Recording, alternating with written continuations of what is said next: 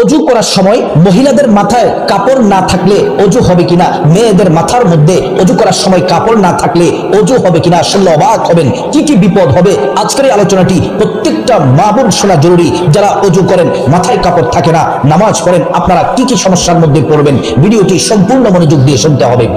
প্রিয় মা বোনেরা আমার, প্রত্যেকটা বিষয়ের সমাধান আল্লাহ তাআলা কোরআনের মধ্যে সুন্দর করে রব্বুল আলামিন দিয়েছেন। ওয়ানাজ্জালনা আলাইকাল কিতাবা তিবয়ানান লিকুল্লি শাই।